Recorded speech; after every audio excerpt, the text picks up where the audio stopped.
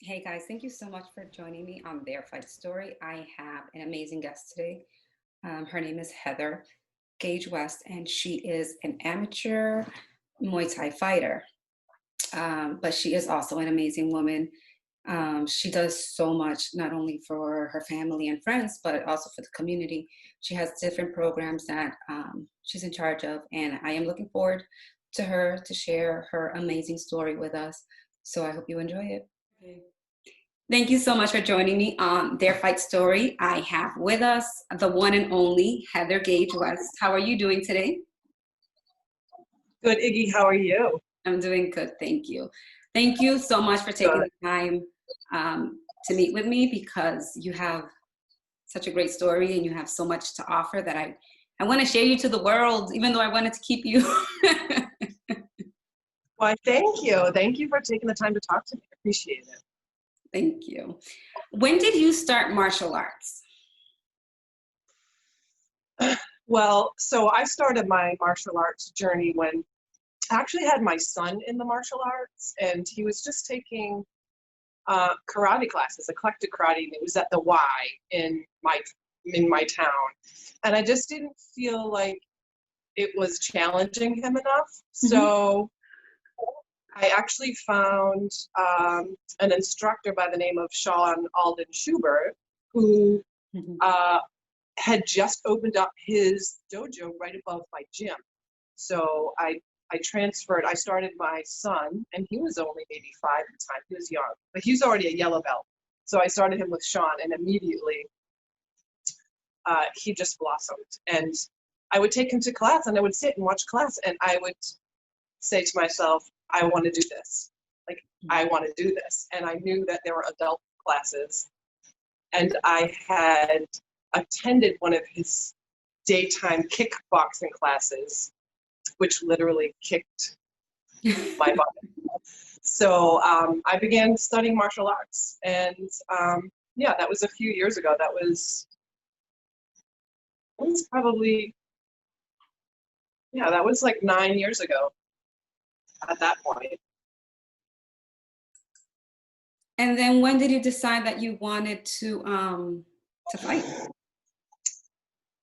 So we did traditional martial arts for a number of years, and at that time it was eclectic karate, and Sean hadn't really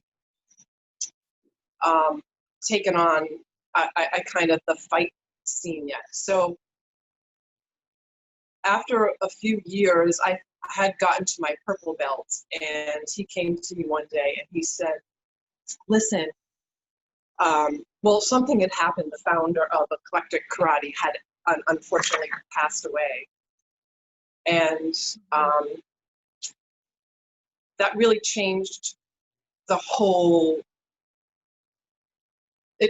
really changed his whole business. And he really wanted to go into the fighting arts. And he came to me one day and he said, you know, I was one of his very first students. He said, you're a really dedicated student, and I am changing our belt-based karate system to a fight-based system.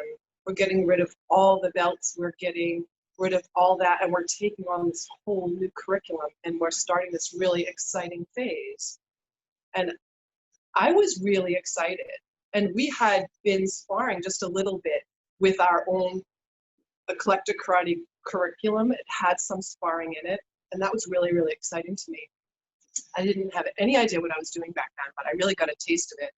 And when he switched kind of over, I was really looking at from the perspective of now I have a whole new set of things that I can learn. I wasn't, a lot of people were really upset because they had worked very hard for their belts that they earned, which is really, really important, and I understand that. But I was really looking at it more like there is so much more I can learn. And so I really think I would go into it wanting to actually take a fight, but I definitely wanted to train it, see what this was all about. And this was before Muay Thai was even sanctioned in Massachusetts. So I started kickboxing, and I did boxing, and then as soon as Muay Thai was sanctioned in Massachusetts, was training at FAF gym with the amazing Sean Graham. Yeah. And we cross-train quite a bit in the community. It's a small community. We all love to train together. So I was at his gym one time, and he said, hey, I have a friend who is promoting the first, Massachusetts sanctioned Muay Thai fight. And I was in the process of training for a fight, and I didn't have a fight yet. And it just happened to be Mohammed Hanifi, the No Boundary fight, which is an amazing promotion. He does such a great job. So I said, Muay Thai, I don't know a thing about it. Yes, listen. So he's like, you need a lot of work, you need a lot of help. And I had no idea really how to kick. And I don't think I really even know how to check very well. But so that's really kind of where I started. And I just loved it. How did it feel to be in your first fight? Well, my first fight was just a smoker, and it was at Red Seal. So, and that's my home gym. So it was very exciting. It was very nerve-wracking in a way that I had never felt before. And just for anybody out there who's ever put themselves in the ring or in a position where you literally feel like people can see through you, that's what it felt like. Yeah. In an amazing way, and also in a very, it really challenges you to look at your weaknesses and the things that you're really afraid of. You can't, there's no one else, you have an opponent, but this really is about you. It's really you against you in that ring. And that's really, it challenged me to grow in a way that I never would have. And it ignited a lot of things in me that I don't think that it ever, that other things that I'm involved with would have. So it really pushes me in an amazing place.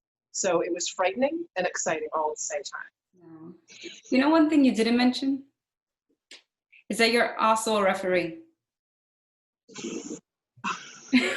Not a referee. Well, a judge. I've judged. Oh, you're a judge? Yep. I did take the Muay Thai referee class and the Muay Thai judge class. And I have helped referee just a couple of kids' fights for nothing big. Because, that's a big job. Yeah. Refereeing a fight is take it very seriously, and have all the respect for people who do that. I learned under Alan Lau.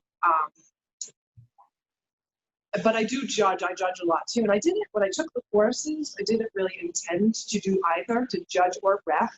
I wanted, because at that point, I was working in my gym as a coach, and I was really just, teaching classes and giving back to some of the younger fighters and kids who are kind of coming up in the system. And to help Sean Schubert, who is, I would be nowhere without him. He literally is my sensei, and I just feel so much loyalty to him and dedication. And I truly believe he taught me how to be passionate. He just taught me really what that means. And I will always, and how important it is to give back to the community. So I was just really teaching at the time, and I took a course to get some knowledge for our fighters about the judging process and about the reffing process. Because as fighters, because I was a fighter also, you don't have that perspective. You really only have one perspective. So it was an amazing course. I learned a lot of things, and I kind of found that I saw the fight game from a well-rounded view. But I just really loved it. So I started judging, and Alan started bantering. He started asking me to help him, and I loved it. So yeah, I've done that as well. I love the fight community. Love seeing the fighters. They're amazing set of people. You have to be a special kind of person to be a fighter, and to support a fighter, and to really know what it's all about, and to really know how much love is in the game. It's just, I will support that community to the end. And we will support you. Why, thank you. You're just so amazing. I'm so glad that I met you. when you were going to do your fight for No Boundaries? Because that's when we I were remember officially meeting met. I remember, and so I want to say that back to you, Iggy. Like, I have such a girl crush on you. So everyone, when I say that, all the guys are like, hmm. And that, I don't mean that sexually. I really mean that in like, I have so much respect for what you do. You are an amazing, strong woman. And you just conduct yourself in this just amazing way. So I want to say thank you to you because you really highlight a lot of what we do and a lot of people that are important. And so I think what you do is amazing. Thank you very much. That means a lot to me. I'll never forget the time that we met.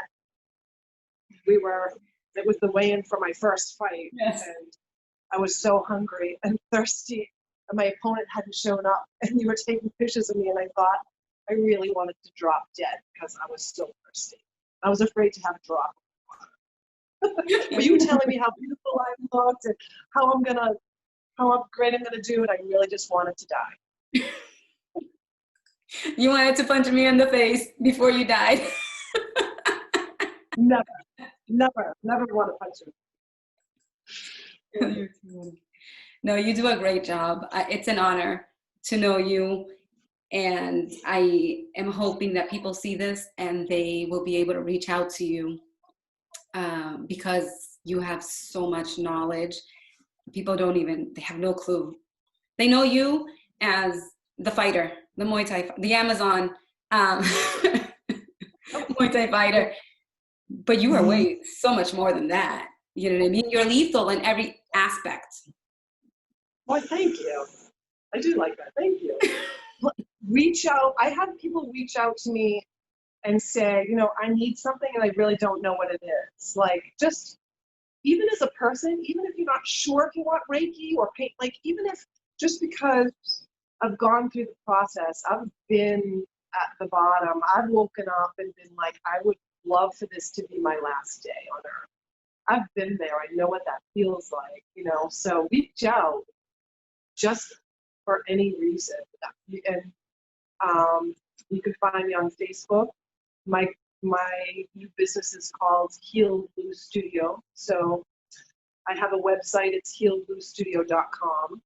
You can find me on Facebook. And then I have Instagram account. You can follow me there as well. So I have lots of things coming up this month. I have 2 firearms classes, community one that's free, and then I have one coming up at Red Seal Martial Arts. And I've got some painting classes coming up, and everything's on my website. And then I'm always taking appointments for Reiki and painting.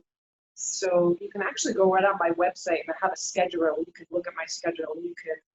Because I know what it's like to call people up when you're not quite sure.